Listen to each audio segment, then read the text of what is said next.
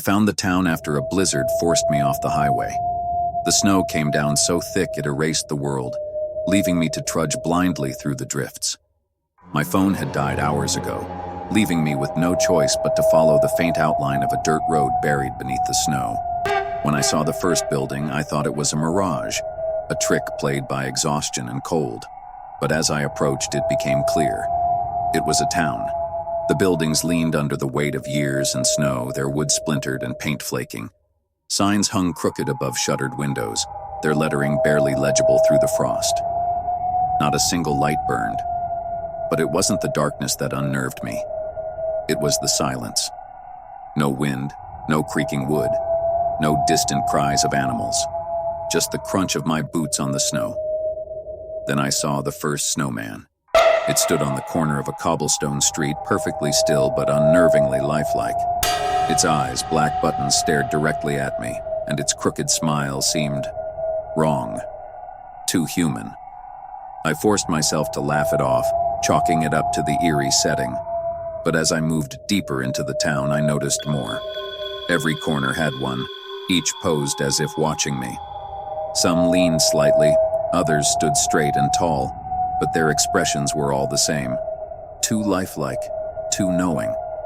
A chill ran down my spine, colder than the snow seeping into my boots. I stopped at a cafe whose windows were dusted with frost. Inside, chairs and tables were arranged as though waiting for patrons. A few cups sat abandoned on the counter, their rims stained with long-dried drinks.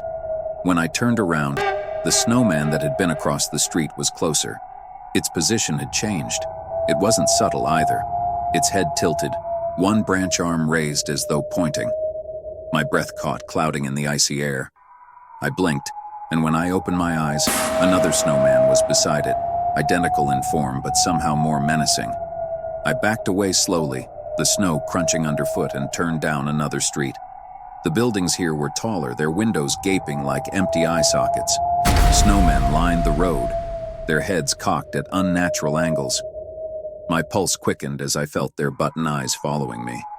A soft sound broke the silence. It was faint, like snow being packed together, but it was close.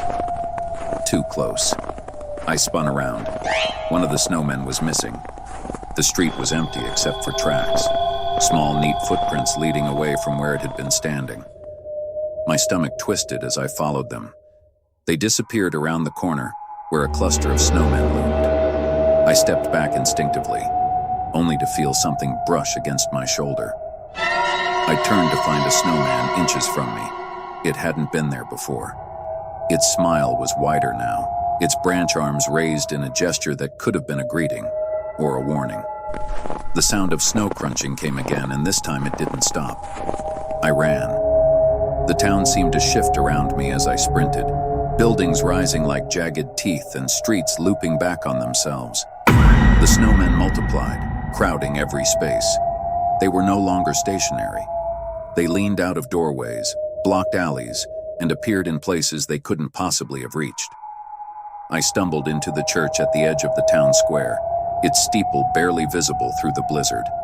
The air inside was stale, the faint smell of decay lingering beneath the cold. The pews were filled with snowmen. Each one faced the altar, their heads bowed slightly.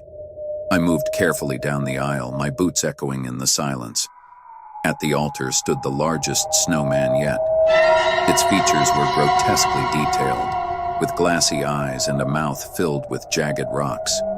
Behind it, the stained glass window depicted a scene of fire and ice, an unsettling contrast that made the hairs on the back of my neck rise. The doors slammed shut. I whipped around to see snow seeping in through the cracks, pooling and rising. The snowmen in the pews turned their heads in unison, their button eyes locking onto me. The snow rose faster, dragging at my legs and freezing my skin through my clothes. I fought to climb over the pews, desperate for the door, but the snowmen were closing in, their frozen smiles now gaping wide as if to swallow me whole. A window shattered above me, and the wind howled through the church. I seized my chance, vaulting over the last pew and barreling through the side door.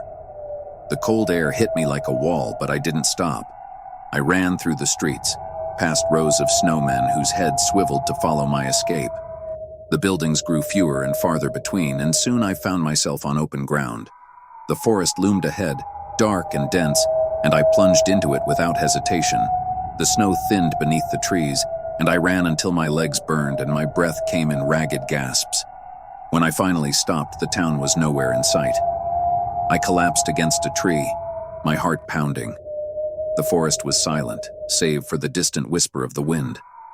I didn't dare look back, afraid of what I might see. But as I sat there, trying to calm my racing mind, I felt it.